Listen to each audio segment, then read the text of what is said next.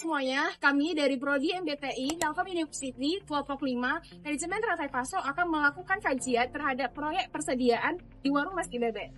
Halo semuanya, saya Celia dengan NIM 104012300054. Saya Mendini Hasibuan dengan NIM 104012300130. Palmi Pendalia Kumagap, NIM 10412330455. Nama saya Ricardus Arwataya Herta dengan NIM 1040123000185. Nama saya Ziaulak Mahaputra dengan nomor NIM 104012300108. Nama saya Arsipasyah Mamatala dengan NIM 104012300008. Dalam usaha kuliner skala UMKM, salah satu permasalahan utama yang sering muncul adalah pengelolaan persediaan bahan baku dan sisa hasil konsumsi. Permasalahan inilah yang mendorong kami untuk mengkaji penerapan supply chain management pada salah satu UMKM, yaitu warung nasi bebek goreng selera pedas khas Madura. Kajian pada proyek ini adalah warung nasi bebek goreng selera pedas khas Madura, sebuah UMKM di daerah Dayeuhkolot, Kabupaten Bandung. Warung ini telah beroperasi sejak tahun 2009 dan menu utama mereka adalah bebek goreng dengan cita rasa khas Madura. Dalam operasional sehari-hari, mereka mengelolanya dengan sederhana dan tenaga kerja yang terbatas. Sebagai usaha kuliner yang menggunakan bahan baku segar seperti daging bebek dan bumbu tradisional, pengelolaan persediaan menjadi faktor yang sangat penting dalam menjaga kelancaran operasional dan juga kualitas dari produk bebek itu sendiri. Kami mendapat kesempatan untuk mewawancarai langsung Bapak Ahmad Hauji selaku pemilik dan pengelola warung nasi bebek goreng selera pedas khas Madura.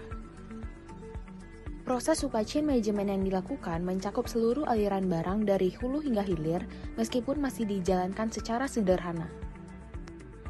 Pada tahap inbound logistics, warung ini melakukan pengadaan bahan baku utama berupa daging bebek dari pemasok lokal di sekitar Bandung seperti Cikoneng dan juga Rancaikek. Setiap hari disiapkan 500 bebek yang jumlahnya disesuaikan dengan perkiraan permintaan harian. Untuk bahan pendukung seperti beras dan bumbu, pengadaan dilakukan melalui pasar Caringin sebagai pasar induk. Perencanaan persediaan yang dilakukan termasuk dalam demand-based planning, meskipun belum berbasis data tertulis.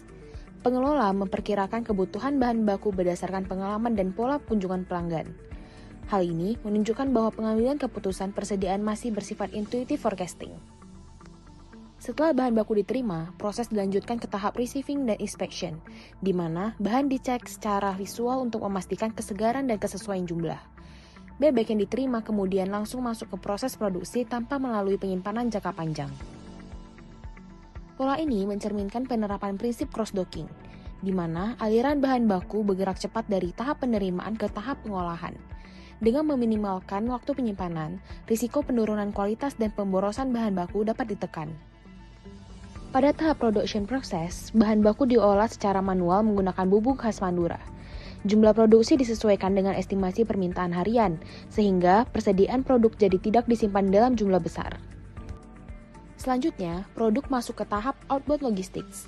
Distribusi dilakukan secara langsung ke konsumen di lokasi usaha tanpa melibatkan perantara.